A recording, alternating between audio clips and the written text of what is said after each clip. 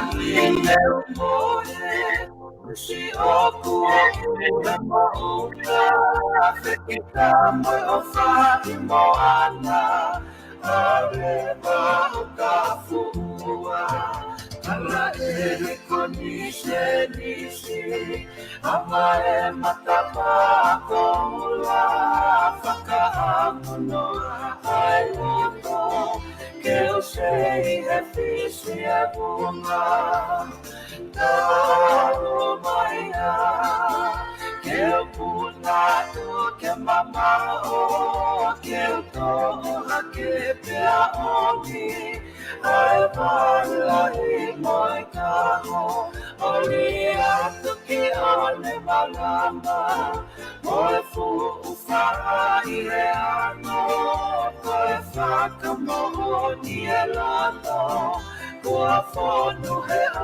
whamanako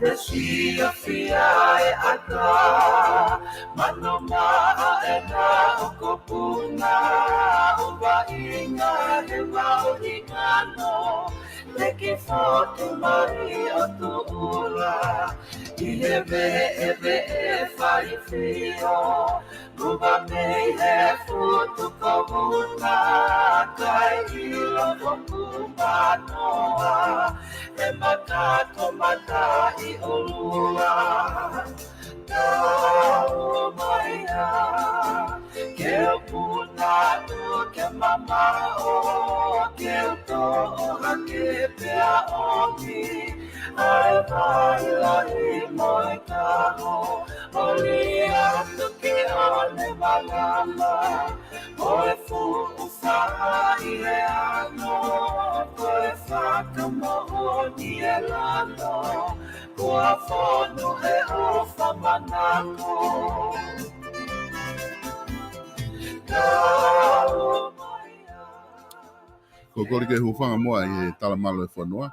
Ka mai ngahi tala whatapu ko tau pek wha o atu pa miheni ka e o atu mua hau mo polokalama ko ia wha wike ko e FATUFONUA fo au ko heni pea moe whafafonga.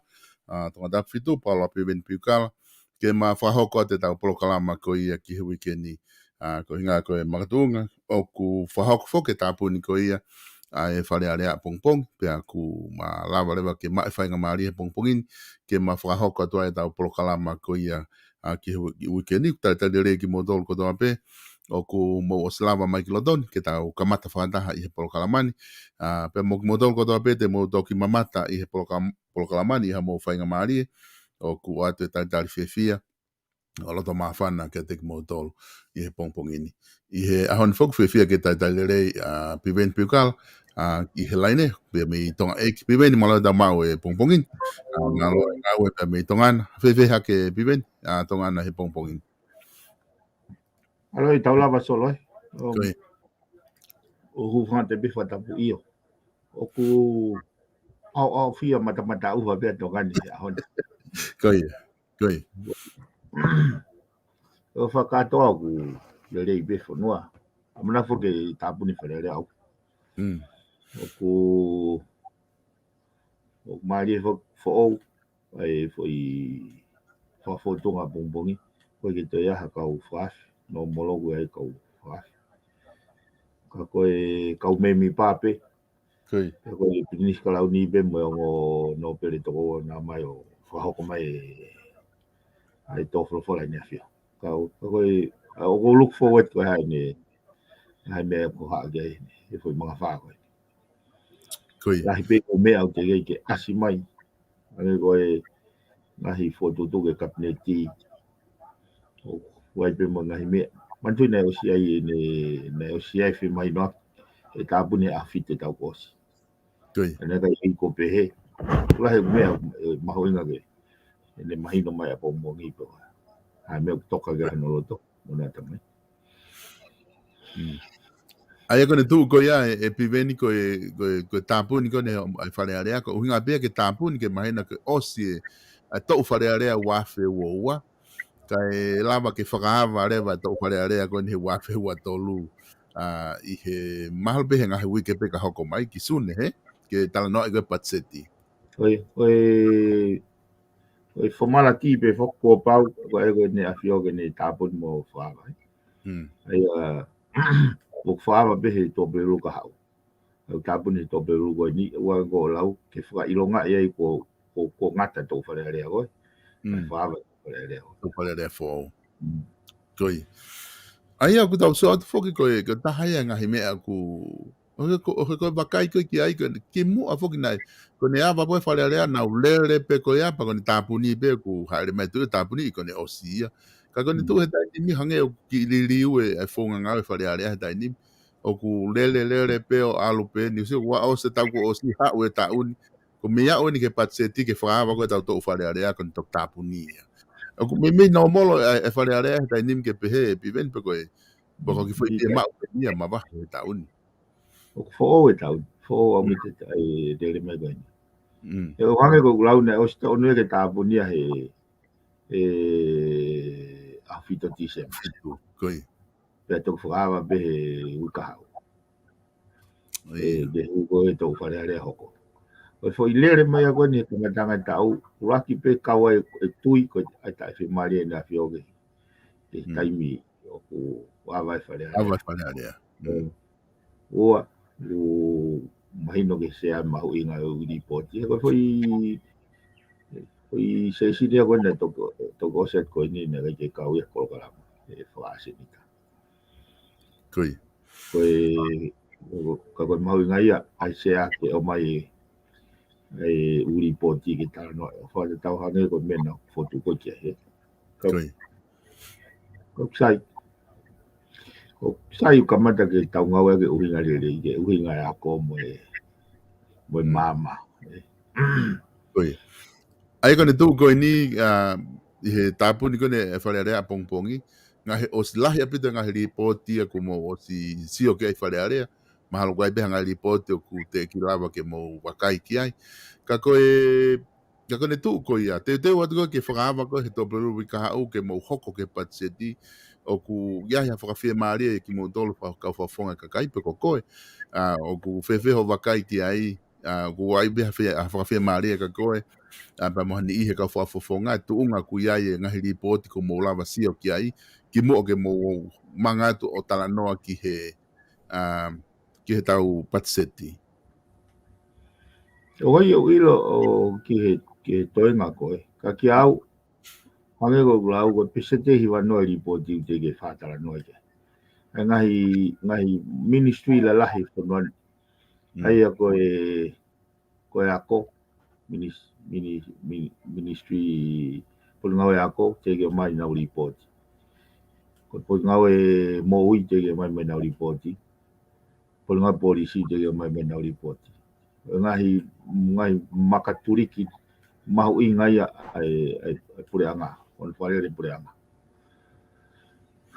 o so mai report e minister banga ka te ke talanga ka kono sai pe fok heanga fakau kau e tok malava pe talanga o tonga patse ke nga ke formatu ngalele ka koe dilema ni au no fakau kau e anga fe ha mautaria patse ki a pot ngau e te ke maha na ko matala fata e anga fe o voi si kalu mamahi au pito e ke anga ai tafe o mama whakaako ke tau tū hake o tari e paanga fo ou o tonga au te ke nau akau ni mai ke paanga na nau o se almoia e foi fehu ia o koe eu ilo pe vete pe anga fe koe pala pare mau pe hendi. Whata tau koe ke ta whanonga mai mo ripoti. Ai asi. Nai whai tutuni, ai kau poa te whai tutuni kabineti kai ke peisia i ha document. Kai ke peisia ha whakamatala. Koe puna ea pe, tupure whanua pe. Kau hame nei hoko. Ai a ki au oku piko mamahi au piko ki he whakaukau. Ka o vareange, ki au, at least pe ate submiti mai me foi u hata ingo ni. Ai whakamatala whakatau. Koe mea o ngoi he, ko ngunga koe talo ne tō wholofola ni a whio he wawhi ua taha. Ko fe whakamatala whakatau. E ke whakapatona. Ko fe whakamatala whakatau. I et, kai peke whakaukau. Ai pure anga ia pe me kapneti. Ke nau provide mai u whakamatala whakatau. Ne eke ko haunga koe ki hanga heka whafufonga sivi i po. Mawe au. Ke tali ui he. Kai ke. Ne eke ko haunga kau ai pure anga. I he pisinisi. Koi. Ngahi mea koe au te ke respond ya whare are aia pa koe pure anga ki utofolofola. Ai ke au o mamafa. O mamafa. E hange nau e tiu koe te kau mai tui. Hange nau kape atu nau toke tui. By not doing that.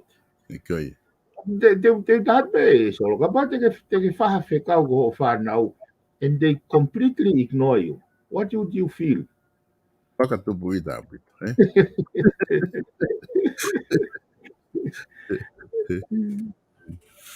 Iyo, he ko tau waka e whoke e piveni ko tō wholofola ko ia, nane whakapatonu au pito hange koku ke tā noa ki ai. Ko whea ripoti, ai kau minista.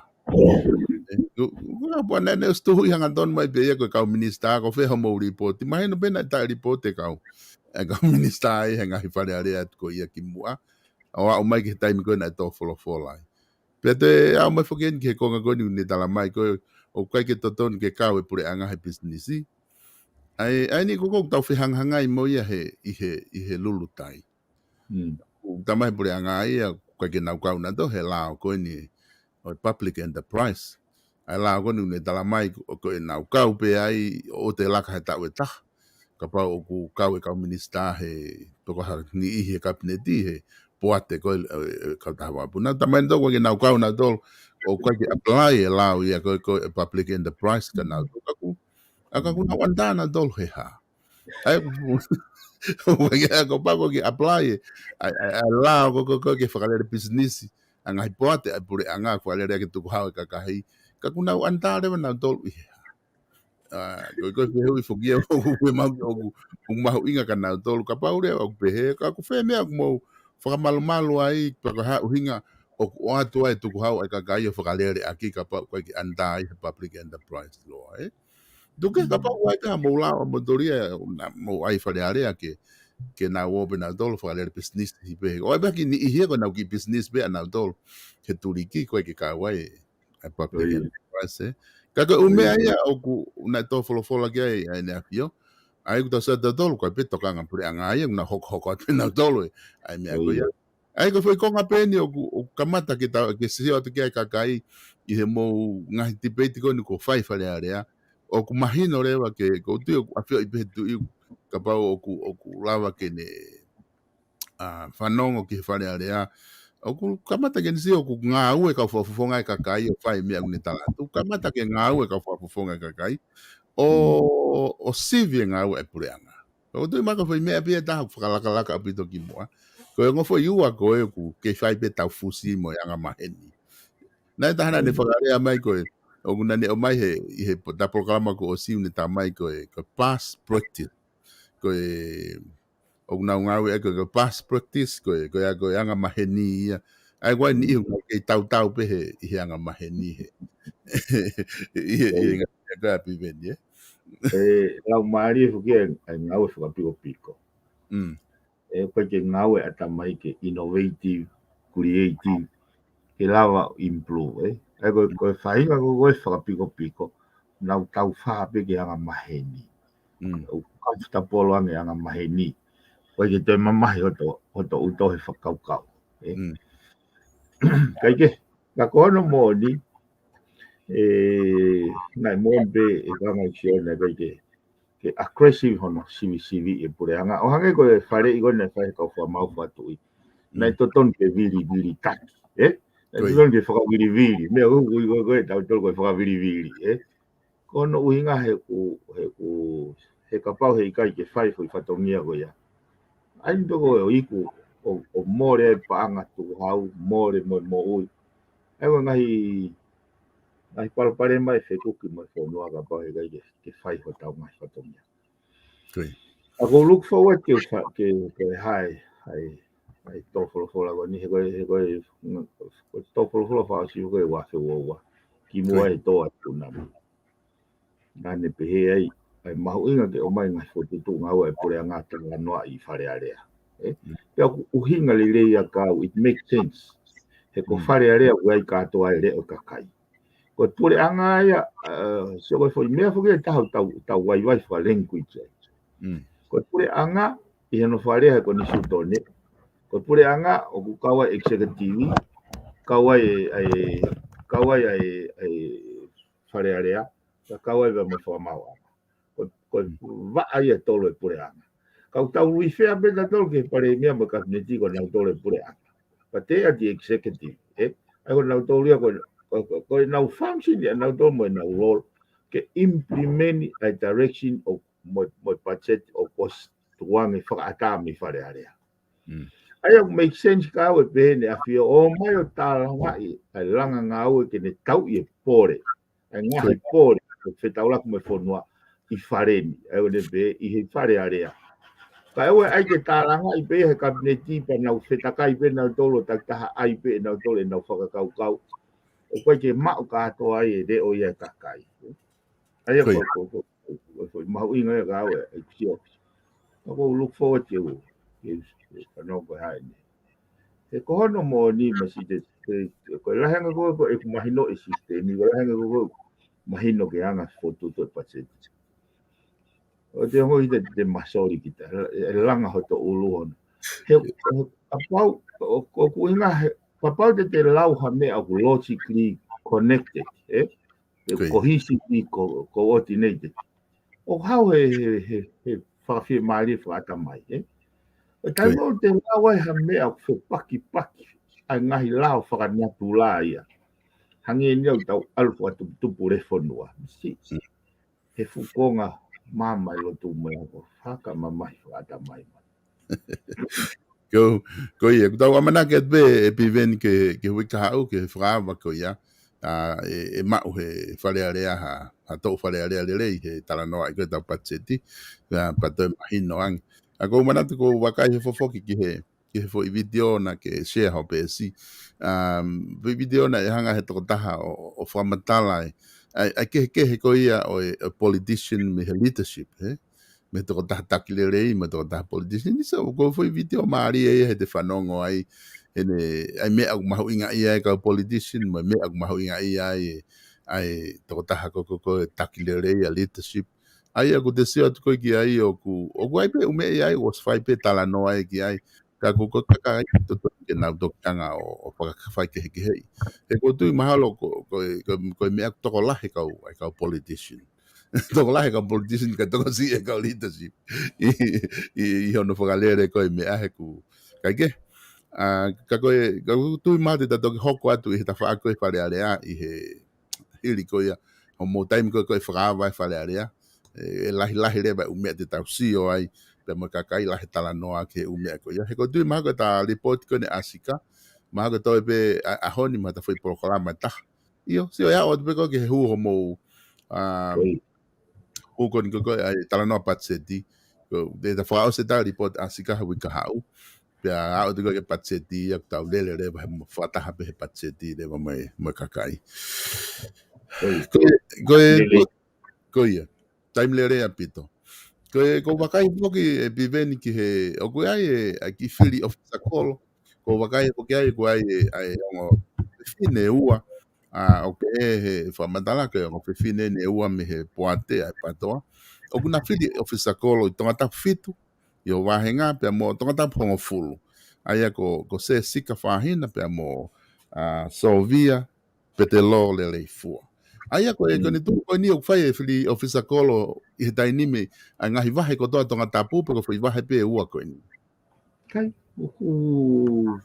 katoa tonga katoa fai fili go ya bongbong okay Kaku mali ai participate o ko ngoi o kawe kakaipa active ma ka fine e hala fono ko fo kale pako fai longa ha society o kamata ke logo mo ui e ko nga he o mahino leva una tokanga ke ka hao e whanua.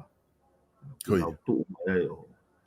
Si i foki o kulahi, ka koe kusio koe aku i tonga ni, i he mga whaa koe ni. O ku lahi au pita awareness ke ngai mea whapoikai. Tokoni pe kia ai polokalamu koe ni, tokoni pe pa mo wharea rea. He ngai aho. Lahi au pita whanongo wharea rea. O ku kamata ke wongo, o mai ka kai, yes, o totoni ke ai. E tau role to play, i he hala whanongo whapoikai. Koe uhi pe koe kaha. Koe mea whakawhiawhia whakia te sio ki he involve koe e ka kai whewhine i he ngahi mea pehe. Koe ngai taimi whakoi, koe kau ofisa kolo whakoi mātua tangata pehe. Huange ofisa kolo e moi mea koe, koe ngahi whatongia pehe. Koe whatongia nai koe aluki uta ko whatongia pe tamai. Sian, koe tawhi ko whatongia e whewhine. Koe ka taini koe unau kau mai he ngahi mea pehe participate ko tui koe whakalakalahia o kamata unu kia mai mama, unu kia society. Koe ngā ku hawe ai ka kai whewhine o ala mai. He koe ula tō lahe pita ka kai whewhine le rei o kuna ulawa whai ngai whatongia ko ia. Koe whaka o sipe ki mo ke ta alu ke ta ripoti, koe tō taha koe na ke pōpoaki ki ai he whare area ma tala monu ki ai. Mahino na ne mau e ai American Idol, i Tongi. Pa mi tō tap fitu, koe ngā koe tō taha eni o ku tui mahana e pōpō alahi a pita kakai e tō tahani. O ta tau pe ki kakai Hawaii, i koe kau Pacific, Polynesia, kakai Tonga, Samoa, na pōpō a pita tō tahani. Pea koe tō tahani na ki hanga alau hono piukala fi i whare area, koe ngā koe tangata e whanua ia mi tō tap fitu. Ka koe nuku wau e tangata ki he tumutumu koe ne whenga.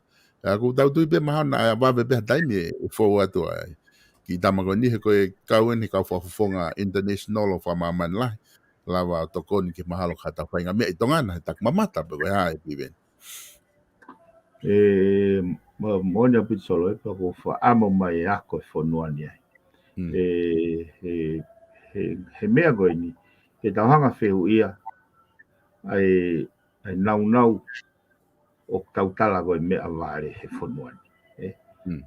Ke tau sio tolo kono unlocka ngahi God given potential ai tau whanau tonga. E niete o te ege tau hanga capitalize ai e tau ngahi mea whaka tourism. Ka kuhange ko whalau e mahu inga koe ke palani whakalelei ai ngau e whanuani. Nā ku lau hifo i ripoti ai tourism annual report. Ministry koe. Wai e foi allocation koe 3.5 miliona. Ko no whakamarketi o tongani. Koe mea koe nā ku mahari ia i osi ki pachetia koe ia. Ka nera kia kau tourist ia i tongani. He foi waha taimi koe ni. Kau ku iai e mea to tonu hange koe ni. Koe ko i en tongi pe. Wai ki tamtapulu ko Tony Finau. Station of Manolo. O Valerie Adams. Moi toko lahi. Ke hanga he ke hau koe whakaukau he tourism ministry. Ha whainga approach ke lava o invite mai ki nau toka. O rewa ko raki ai e tau whare pehe ke sai. Ngahi whare pehe koe Pea hange koe ni, koe iau iau o te koe kautonga koe ni. Koe whakotu atu, ka pau nena waku, pene nau nofo i tongani. The world will never have the opportunity to witness in our God-given talent. Aia kia au, hae huinga kula vai ai tau whanau tonga o unlocka in our God-given potential when they moving out of Tonga or away from Tonga. Whe maua ke na iai foi function na mai e ka wifia ka hiwa atoloa. Isi ko nau tau pia whakatontomu ke tareniti. Mo pehe when will the world witness a tareniti goni? Ka kuunga he koe kia hatau whainga pathway, koe kia hatau whainga whotutu ki he kaha mo next generations. Tau whihia whanua nia whotutu wha campaigni pe, ke secure pe ai whiri hoko. Aki pe e nau whainga pe ke tanu pe hala to wahenga. Whakaukau wha wahenga pe ko ngā, koe ne hu mai na ki loto e hu mai no wahenga. Regardless ka pai whakariri ai wahenga e taha whitu e a kita. E toki wahenga pe ke whiri. So ko tau reduce tau torea ke whakaofa au pito. He koe whakaukau ka aku to ton ke invite mai tau kau celebrities ko ia. E ha whahinga tau pehe he PFT na fio. Ha whahinga mea. Ke au, they don't need money from us. But they need respect and recognition. Ke au, if I were in a position, I will offer them diplomatic passport. Pe te nau tari, pe koe nau tari. Pe koe whehu e nia ko amana ki au ke ueki. Pe koe diplomatic passport e whiha ko stis out me office koe foreign affairs. Kai hanga foke he whare area ki o whehu ia e nau. Toki disclose mai u mea wife a inga ia o stone ke whakakoke u diplomatic passport. Kai ke stop e ke mea he koe foi dignity ia ko pe koe privilege ia o ange ko ta fiu. Ki matapā whaasi ia. Ka pā te tau te hanga whakawāwa matapā whala. Hoko rewa e tau whangi mea ko ia o toi more hono mahu inga. Kau kuanga e whakau pe if I were in a position, I would invite them, offer them diplomatic passport. One way or the other ha na contribution ke hono tuaki. Ka masi e sol ko tau tano pe ke foi tuaki ko e tau whakakau rewa. Uhinga na whenga akiris ke foto e ngahi bathroom, ngahi whare pehe, hiko moe wewe. Tana kamata ngau e community ia, ta whakamata pe tau mua, na e foi, anga maheni ia foi urunganga, i rai taimini wei tai whai ia. He kono nga he e tipenia me kautaki, ke na hanga install pe inspire kakai to do what is right. Kai ke, koe tau whakakau ke o tuuaki ke nao mai, o koe ia whare pehe. Wa oege ngahi whare, ngahi matatahi koe whai anga kai tunu, koe pege a whare pehe. Koe te sio koe i muri, koe te huka ki paka, ka te huka ha molo, ka te huka whare koloa shopping. Koe te whemau peke te ngau ake whare pehe, koe te sio hau pe o sai pe saini. Koe te aula ki ai kamfuta polo maa pa ngahi, o mahu inga ai whare pehe, o koe pehe ia e whanua. Aia ki au, kulahi mea ke whakarerei, ka taulawa capitalize me o tau kakai. Koe mea tahana hanga whatonga e ki kamsi koe. La simplicity. Siri pa holo peia, so ke whakamanga holo peia. Me confident, ki au, ko tau tolu i tonga ni, o tau inferior pe tau. Kai pea tai mea te ongo u te tau.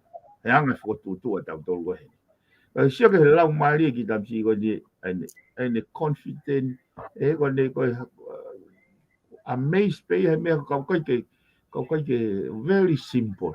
Very simple. Wai whaama wea ka pai lawa hau ki tonga ni.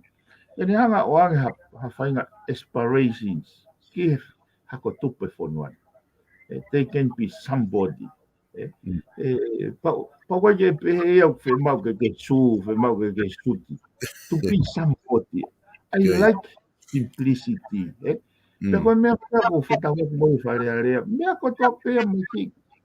Hange tau wala ia ko eiko si suka ziko. Ke te pipiki mau pēia ki ta tau wala. Ka te toki tau, ka te toki whiunga.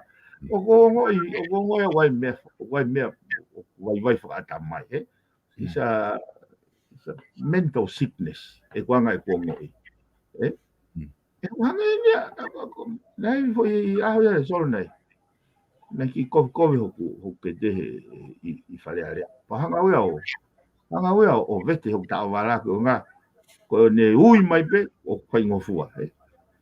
he ko tai mo na bra alu ai ko fiu fa fo ma tu no fo ta wa fu si ke ma fiu fa fo ko fo ka pona ke au ka pau ko au en ko si no ma o fa fo pe ke fu ka ko fe di ko fa le ane ne ke ka fa ale Kawala o ai pe fu te pure pa wa te nga we he se ni au o ki hu ko he fe fi o ho fe ka me le wa he fa unga ke tu yo ta wala au pe ho lo to te mo mai ha foi fa tu pure fo no ke ho ke ke ne counter tai mo ko ku lo lo mai la o natula si ka o ka ko me na kwa ko me ki ta lo go very simple and very confident.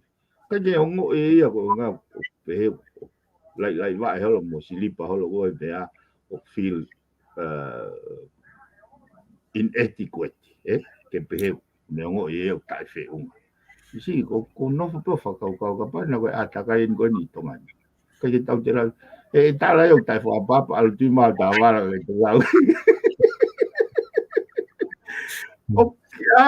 I have no vendetta de ko ha fa me te ha fa ki how inappropriate why pe no feito time put time mal not time nga how mo time te perform te role mo te function mo te talent to pe ni te ta wala mo ka pulu ka la ka no Au ki fai ngofu ange fo ki a fis mo ha mo ko nga ka foi tu pe no pe na tol bari mo na so te por ha mo pe ori pe tu a I na tu pe no fai ngofu a pito na o te unga ka ya tai me lava ya ha palo pare mo ko hinga ya ha palo pare ma ka pau ya tai me furi hia te unga fare are ao furi na to te un fa palang ko hinga ha ko at pe ya are pa hu ta te ha ka kai ka tu si ot ka mo to pe mo fese o fa ke holo I loto fare are a os beba mo ki tu si ko no mo ni ma si ko me ko to long ai ha ke ko uri tau lai fa la ka fo no ko ka ke tau alu ba mo ma no ta fe uia pe ko tai mo na o ji mori na tolo ame mata I vale e na na e fo ke la uia atu po ni ma there is more to be a tongan than just swearing ta wala so mai te fai ri te ngā we so mai value fai ke te ngā we kai we ai ke toi he ta wala o ai me fa ma ke ha tai mi ko ma e fo no ni ai ke la o lo tu mo ni a pa ria ria tu ai pu lo a ko di ka ko tu ma ka ko palpare ma bifo viven ko fa unga ko tu fa holo mo me he ka gela ma mahalo ma ven ha ba la ba to ta wala ma ko ko nga fo kia nga ta nga me fa tonga mo fa apa mo nga me pe he o fa ria ko ka me fa tonga fa ria ria apa na ka fu malulu ka fu la kalaka la ka o fa ria o fe ma ke to mai ko ho ki tau ke wa ma to ma ho ku ke fo tu fo ka business ya ai paga tu hau fo noa ke le fo lu fu wa ye ha ko mo ta wala ga o kai pa o fa o paga tu hau fo noa ai dia ko fa ko di ta la mai ya e ke po ve siri ni ko me ma ye e ka tu ka kai pe ko fe siri ni e ke mai tu ko fe o mo ripoti ta mai na to confidential da mena do tu ni mai fa mau ia ke tawal ta to ma si ke to vale a ke ma sai ke ta hoko atu ke ta ripoti to nga kane ta taimi ai a ko na tangata fo ke ko si he konga ko na to ton ke britaki pe poate pe mo ke tari ka ta ai a ko a honi ko ngai te ta hoko atu ki ai ko I kai malawa ke fra hoko nga o tau fe unga mo fra poto e pure anga ai ko ngai ko ke pure anga na ta si ha tau he konga ko o haga poate ko ni ka havaka ka ko pure anga ai ni tala no ga ripoti ai ko ni lele fo pe ko alo pe osi ai pe ai ko a ni pe mo wika ha osi da ripoti okay tale re ko ha pe ka nei ko ya ko ma fa muy kai mo ko na ti fa we lao ko ke nga we ka we ko ni ba ma ga na fa ma po mai fa i lo ko ya e mari ai te lau ia tu pe ai ke ta hoko tu pe okay ko e pure anga tonga ko ia o kune whakatau ai waka. Na ia hono whatongia ke ne whakapapau o whakahoko ai ngā ue tāu whe unga mo whakapotopoto.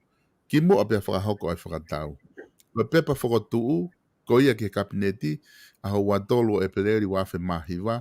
Whekawaki mo whakatau mai MV Princess Asika na e whakotuu ai ke pure anga ke potu ngā ue ke whewhanonga aki ke whakakato ai ngā ue tāu whe unga mo whakapotopoto. Whekawaki mo unga whakateknikare, mo tāu ke wholau ai waka i tahi, ai MV Princess Asika. Ko asenita ke whakataha ai kabineti i aho watolo e pleri wafe mahiwa, na e lawe moia ke fie mau ke whakahoko hanga o tāu, unga mo whakapotopoto. Ko tuuni, ko ia ai kabineti na i kai halawe i ai, fie lawe i mo fie mau ke whakahoko hanga o tāu, unga mo whakapotopoto. Ka neongo ia na amanaki ai paremia e whakahoko hanga e tāu unga mo whakapotopoto ki mua i hono whakatau mai ai waka pe whakatatau ke tuuni ai kabineti ke iai ai whakamatala ke whakahoko ki he kabineti a muiange. O mahino ka pauna ai whakahoko hanga e tāu iyo. Ki tua ni ai go ki hanga go highlight mai Koi. He koe uhinga foke nau pehe ke vil taki. Ke o mai whakamatala ke whai ai whai tūtūni. Koi. Koe hui whakairea koe ka neongo ia na e amanaki a paremia. Koi. Ko heu ne ilo e amanaki paremia. Ko mea kou ke whaamu ki ai ko mea bea au e o whakaukau. Aia koe nawanga o whakairea. Koe uhinga ia ko ne pena e ne ina manaki. Ke ia ha whakamatala ke whahoko mai ke kabineti a muia. Ai o kai ke toka ngai ke o mai whakamatala ki mua ke nau whai tutuuni ai. Amanaki o mai amui.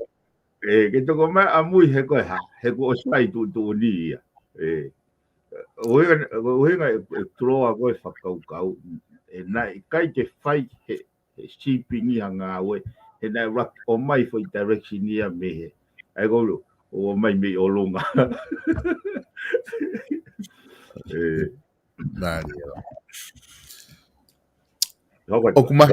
O kumahino ka pau na e whakahoko hanga o e tāu, unga mo whakapotopoto mai pureanga, aia na e totonu ke whakahoko, na ikai ke mei whakatau mai ai waka. Pea ke whewholau aki. Tio ke whoi mea koea. Aia ka pau na e whai hanga o e tāu. Ke o mai e ripoti ki mua koe ko amui. Nā kai ke mei whakatau e waka ia. Ka nā kai koe mahu inga ia nau tauria ke sivi pe tāu e waka. Mahu inga pe na toke whakahoko e tūtonu a hifo me olonga. Ka ko hai ui olonga. Māriera. Nā ilo le rei pe e he pureanga, ai totonu ke whakahoko ai ngā tāu. Unga mo whakapotopoto e he pureanga. O kawai ai savea tau ataina. Whakamahu inga tau ataina. Pea o mai mga hitohi whakamatala mahu inga o hange ko certificate savea. Pea whakahoko hano wakai i o ngā hitohi whakamatala ko ia. Ena es mahino i behe pureanga ai fo i. So, o si whai ilo pau pe, o mahino i uruaki, ke o mai ha savea tau ataina ki he tau e waka. Ua, o mai ha whakamahu inga tau ataina. Ongo foi mea mamafa la lahi e ua. Tolu ka o mai mo ngahi tohi whakamatala mahu inga o hange ko certificate savea. Nā o si ai i he maritime department afisi. Ka e nau ngahi report whikawaki pa mo si wefi. Ai waka koe. Mo taimina nau hanga ti register. I kai ke nau whema ina toke o mai ki mua. Whema ina toke o mai bea a mui. Kai whai foi whakatau ia he koe ngā ko stutu ni mai a olunga.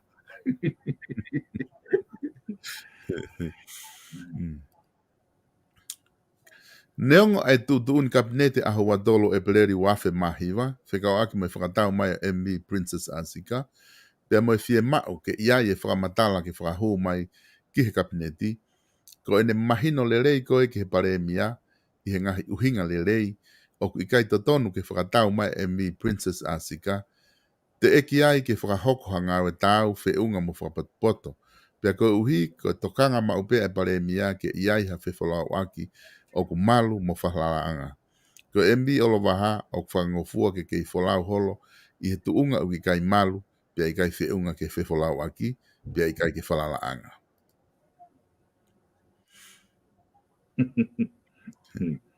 Iso ko taime wanga do I mai he kau wha mau e tamato tonu ko ke tuku aki.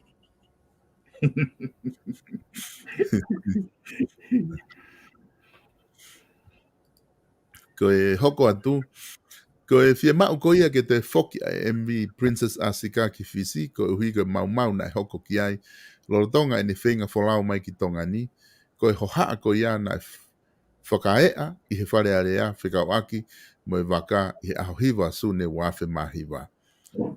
Ko e pule lelei, mo e whakaukau lelei, na i kai ke iai ha whakamatala e whakahu ke kabineti. O whikau aki mo e whakahoko hanga au e tau, whiunga mo whapato. Ko e mooni ia, na i kai pe ke whakahoko hanga au e tau, whiunga mo whapato ia. Whikau aki mo MV Princess Asika, ma ai pureanga. Solo foi palakalafi ko ki mua o kune hai pa mo whare area kia. Ko mahu inga ko ke o mai e whakahoko e gigi whare. O kunau hoa, o kunau hange, o nau tofo ko na maha ko na wanga pina tohe. E whaiso o kwa ye nau toi lot no ke toi. Ke toi hoa a hata hai whare area. Ka sio ke, tala mai kau mea ko hoa a ko ia na e whakaea I whare area. Pakai ke whare area hano whatongia. E wafe mahi wa. Ko me e go mahu inga ia whare area ke taranga ia o hange ko whaama tofo whore. Ngahi pore whetau laku mai whanua. E whotutu mai he pore anga o mai o taranga I he whare. Ai ko kau e mea ko pipi gai pa ko tui gai pa mahu inga maari he ko nga ko whare area. Ugai re o kakai. The government have all the right to govern. But the people's rep, the oppositions, the alternative government have all the right to be heard. Ke whanongoa o nau reo. Mahu inga e koe, sio koe tofo whola. E sio koe tuhu I hanga tonu mai pēni. Na I kai ke iai ha whamatala ia. Ke whakahu mai ke kapinoti. Ke nau whai tutu ni ai. Ospe tai toi hoki e waka. Whakae a hake I o asi whare area, kai ke hanga whare area. Koe haha no hinga, koe nau apa, koe whai koe whaka apa koe ke pure anga e aho. Ospe, koe nau whaka maa popo. Na I kai pe whakahoko hanga au e tau. Na I kai pe ke hawhinga au e tau. Koe pule rerei, mo whakakau rerei, na I kai ke iai ha whakamatala. E whakahu ke kabineti. Iso ke whakamahi koe. Kai ke, koe mea koe o ko loto I ke liu e mindset a whare area. Ulu aki, koe tau liu koe wa noho fulu. Ke whase wānite ngā ue whare area. Ke kakai whono. Ono whakafoki mai he ene awhio ene mawhai pure ke ene whiri. Kabineti pa mo I pare mea. Ke o mai ke kakai. Ke tari ui e kau mea koe I kakai. Kakai katong tu hau. Kakai wauta. Kau. Koe mea koe whakamamahi. Nai whai whoke confidential o he taimi koe he pure. Toko taha pēne a whio he executive. Nai ei lewa ngahi me nuolo ia. Koe mea koe ni koe te whemau ke awe ko kai confidential. Pana huinga le rei pē. Koe anga ia. Koe mawhai whakatu. So, koe nu o mai e nia ke he whige e kakai. Kōrea te kakai ke o mai ripoti. Kōrea pa moi tui. ke mai mo report ta me na to confidential ko fe ui le ko hai tu i ko hai ki tu i au te ai fo i cabinet ke na confidential ura ki confidential me gai to au ua te confidential me tu i fo no ko le puke mai ki cabinet ko yo tau fa fo i wasi Hai ke u hoko atua wia I he konga ko ia. Ai ko tono no. Ko e tono no mahu inga abito eni. Ai na ikai to tonu ke tukuange ke hoko. E tatau ai pe na e lawa ke whakahoko hanga o e tau whiunga mo whapatopoto. Pea whakahoko ke kabineti. O a upe ke taimi ki mua pea mawahe ko ia e waka e au nima a kosi wafe mahiwa. Na i kei malawa pe e kabineti o whai hanga au e ke taofi ai waka ke oua e wholau. Pea ikai ai ke hoko ha whakatamaki. Yo foi mata mari e. To no mahu ing au pito. Eh? Koi. Ai na I kai to tonu ke tuang ke hako. Should not have happened. Eh? E sige kai ke fehui ha ui na tuang ke hako. Why? Ko interest a hai na tuang ke hako. Ai go lau o ko tui o fatum tumu mai kau fa mau ni mai kau loya na ma o fai elipot. He osiange nau identify mai fu pare mai fu man. Yet nau te sio mena to kakai ta tau peni. Nau torim ta ku tadi ngai tunga mafai la lahi fu man. Ye malu ene afia. Ataka ene afia. Kiau o kau loa loti ko. Fie ma o ke fa tala no mama fai ke. Manjo ko tok inherit mai he tu ie ko ini. Ko kau tama ni na nau no fo holo he tu ini ma. Eh? Koi. To tonu ke whahanga o e ke mea. E mea koe ni he kai ke taulawa unu ka reo ko tau viso. Ta koe mea koe ko look forward ke tau wharearea koe ni. Pea mo tau wholofola ni afio. Ai o ko loto ke ilo mea fufu hono loto. He kono mo ni ko hange ko ta whata noa. Mahu ia ke ta maa tala noa.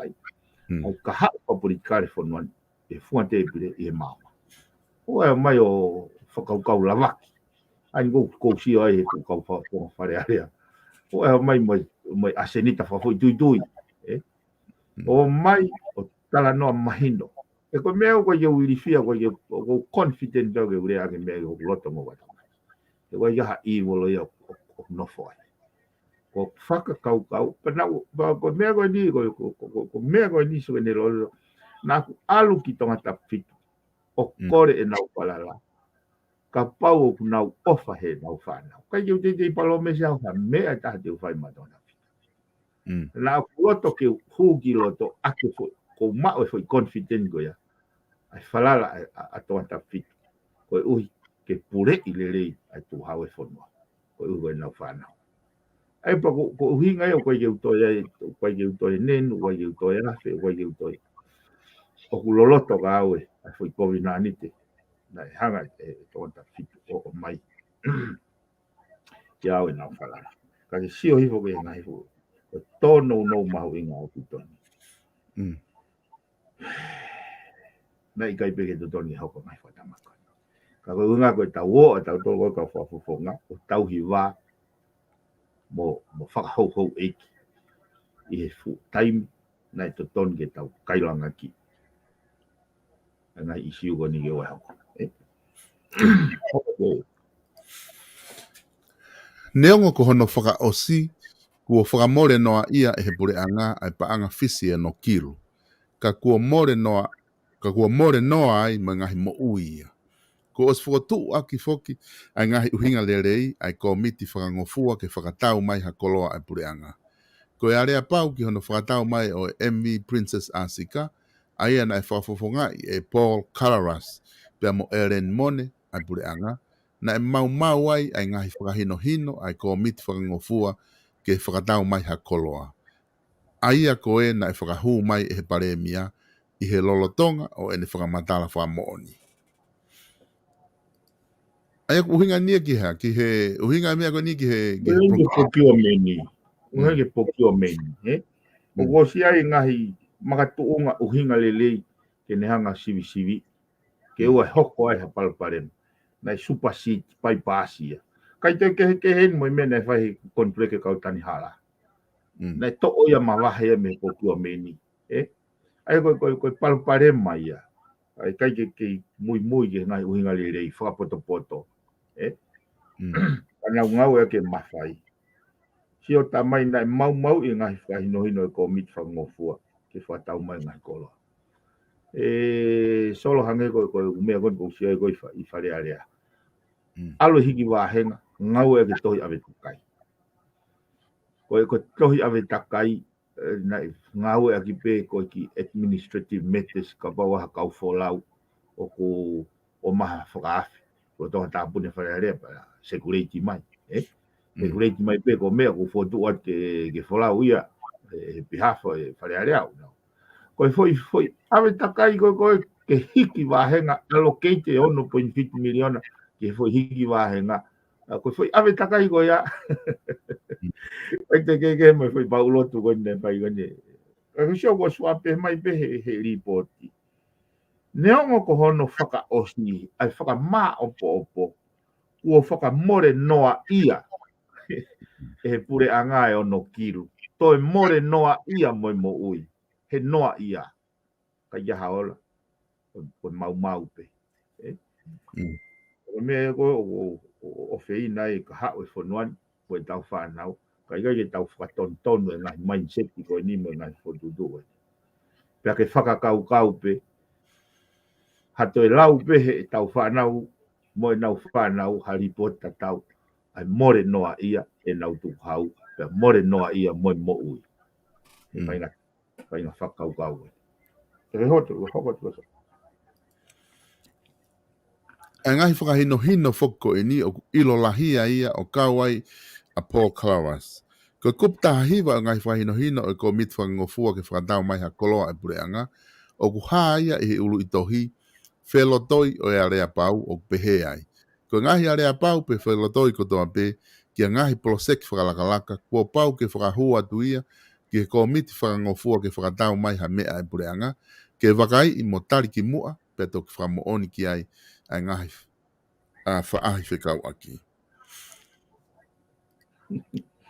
Kua whamooni, whoki e he ngahi whakamatala whamooni, neongo alahi o paanga na i kai ke iai ha makatuunga ia o area pau na i whamooni i aha walu o me wafe mahiwa, pea mai deposit paanga fisi e hiwa mano, na i totongi pe he aho tatau.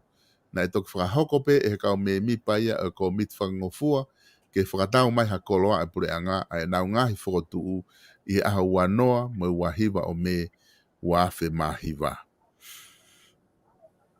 I he taimi ko ia, na i toki ia uatuai ai me ani ki he ko mit whangofua ke whakatau mai ha koloa e pureanga, na i os ha mahino ai iai ai whatongia whakalao ia e pureanga ke totongi ai paanga fis e ono kilu.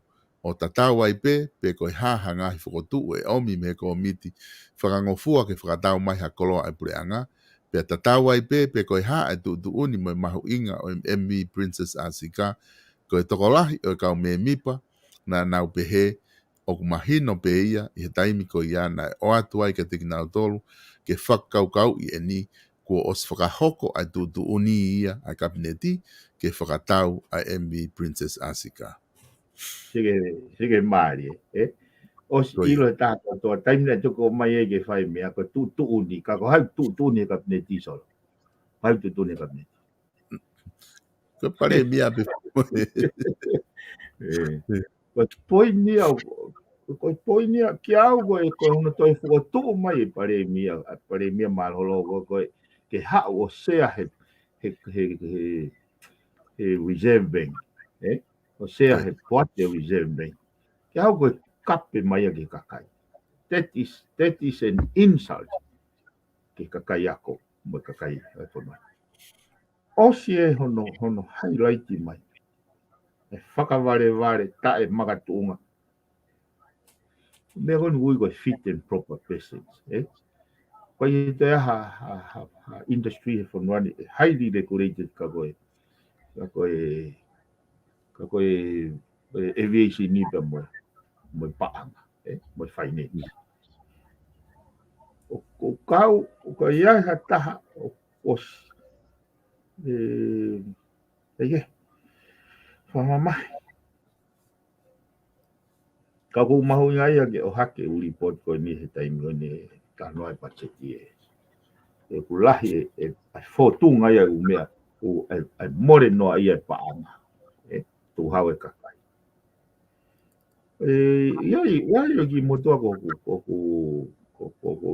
tamai aki ia te nau mahana o silave ki moa ene loto mamahi ko he hoko ko whamatala mai pure ko au peo more ne whakaukau o stroke ene loto mamai so koe ko ia pe koe ko tui ko ia pe toko lahi kakai more no he loto mamahi he mata a mai pe hono manuki mai ki nau to me koe nau loto mamahi ai whare alea he whanonga koe ki e no pere koe hapai e nange ko ne town play ai ho haa mai a niua mo ne ngai whi mau viviri a niua ka ngeu ne tama e au sai po niua mo i le unau kai puaka pe nau to kia hau koe manuki ia ko lau e au koe manuki ko ngeu ni hanga ia ai ke ko tane i ne i ke tuai e whalakalaka ia ka pau ko hawhaituan ka kia pirisone wai pe alo ka i hafu whau pe ko hafu tawa si koe mono mano pe wai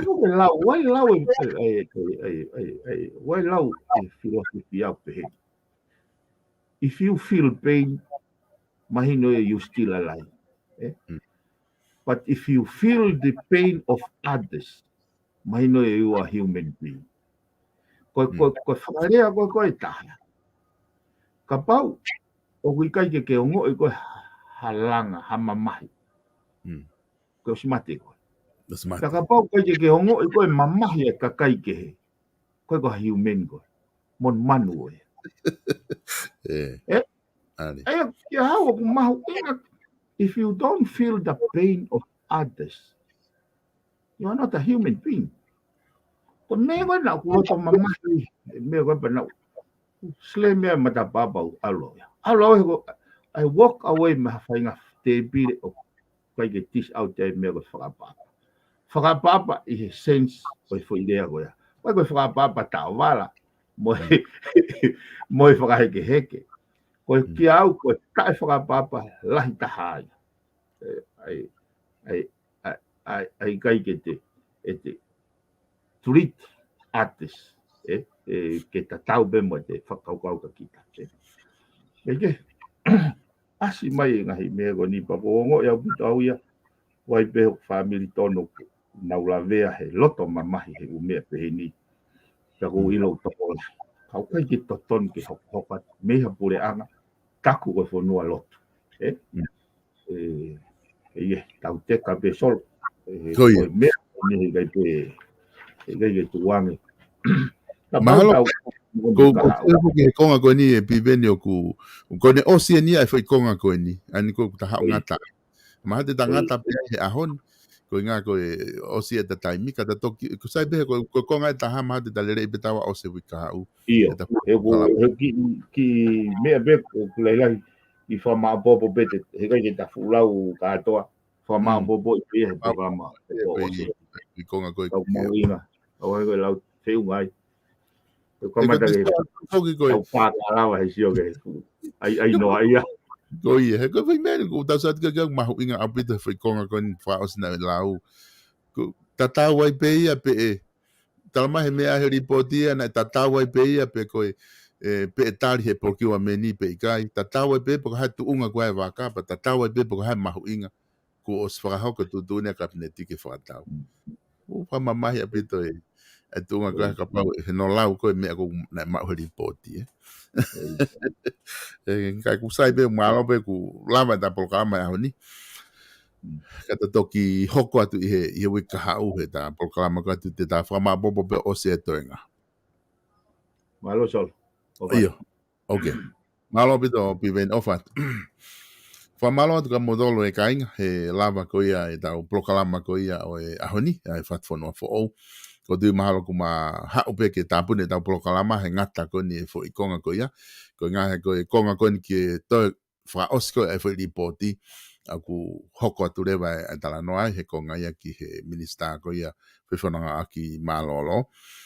Kai ke whamalo atu ka modolo, ho lava ke mo kau mahe tau prokalama, ko hoko e taha o ku hoko taha o ku prokalama mai pe mo faifika o satisfaka ko e fafangu ia saione pe ko hoko tolu o e ahoni he time pe ko anu silani ko te talano ako e mo politikare pe mo palofesa inoke huakau ai ko ngai prokalama ia to e ko atu i ahoni ko e prokalama nga maheni ko ia ko mafakahoko me mitia faifia ko ia alo au pe mo palofesa siu walaftani o ku whakahoko ia i he toa pule lulu he taimi taha ko anu silani ai o ku ko e prokalama e ko ke tau whatunga motua o ku ui ko alah kakala ka ku matala noa he whika veinga ko ulu motua pe mo e whahu ai ko e ngau whika veinga matala noa ai e hoko atu ia pongpongi ka lele ia pe me he mitia ko ia faifio ai university o lo au i ken pela ai whahoko ai proklama ko a pongpong ka koe ahoni toi pe proklama ko ia ai whafango saione tai mi hoko e taha pe mo whaifkau salis waka pe mo palofesa ino ke wakau i he tai mi tolu kai ke i he ne tu ko ia o ku whiamau ke o ato e pe whaosa ke tau whanki i tuaki ni ko ia kuna sponsor da prokalama o atu e whakamalo lahi ki he kataha ko ia South Pacific Loans ko ki modolo ko mo hanga o sponsor da ngai prokalama whakamalo lahi at starik to bow ka pau ke fiema o ke whakatau ha o fiema o ke whai ha o no fiema ho paanga e lava lelei e kautaha ko ia South Pacific Loans ke nau whakahoko ai ngā ko ni mau. Ko hape ho whainga whia maupaanga. Labalelei e tau kautaha finance ko ni iloa i he Pasifiki, iloa i he kainga tonga i Auckland, New Zealand. Ko South Pacific Loans, Starik Tupo, te ke lawa o talanoa ka te ngā dolu i he noa balunge au, balu, hiva balu. Noa balunge au, hiva balu, noa balunge au, balu, hiva balu, lea ke Starik Tupo, tene tokoni atu ka te ngā dolu. Pe kata hape nau kau ngau e, ke whakahoko ai ngau koe maau. Ko e tau wharekai koe seafood, i Heaven's Kitchen, o kei tuu mo lau i loto o tahu, wharekai ia seafood i o loto o tahu, o whinau pe mo Silia. Ko ngā mato atonga eni una whakalere wharekai koe ni, kau ke whiama o hawhainga kātoanga ke nau hanga set up koe wharekai koe ni, a seafood koe me nau wharekai ai. Whitu taki he telefoni koe ni, no ua, taha ua whitu. Valuono hivano. No woua taha wafitu valuono hivano. Peko fika fitu taha F o Portage Road i loto otahuhu o kiai ai i Heaven's Kitchen. Fitu taki ke te kinau dong. Te nau lava toko ni atu kia te koe. Koe Page Fashion Store, tau whare wala na kei tu mo lau i loto nuk alofa. Hanga atu ke tau mo pea building. Wafitu tolu ni maono. Peko valu ono. Nima tolu ono.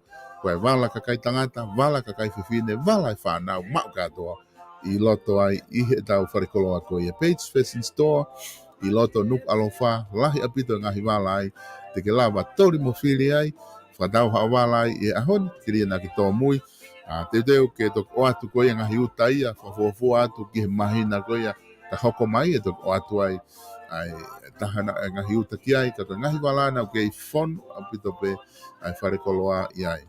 Pea pe ke tinga nau tolu na wa whainga maari e whakatau ai ko e ua fitu tolu ni mao no te ke lawa o fitu taki kihe Page Fashion Store i loto nuk alofa ko e tau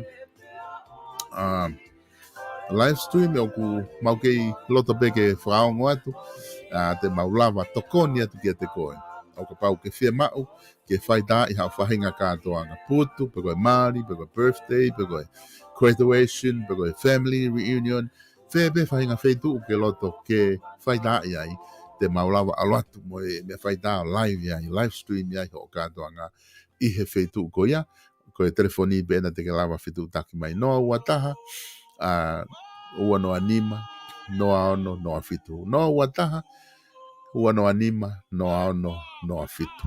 Kapau o kuke, mandiku mau live stream i New Zealand pe. Kapau o kuke i Australia, ke tu taka desi i no awha, ua no ahiva, fitu wha anima whataha, e lava desi o whahoko, ai live stream kua maau, pe me Australia, i Brisbane, pe katapa peo Australia, ko fika aena no awha, ua no ahiva, fitu wha anima, whataha. Ka i New Zealand, ke tu taki mai pe, ki fika telefoni ko na ko atu, no wataha, ua no anima, no aono, no afitu, te maulawa o tokoni atu kia te koe, i hao whaahinga polokalama pe ke whaitai.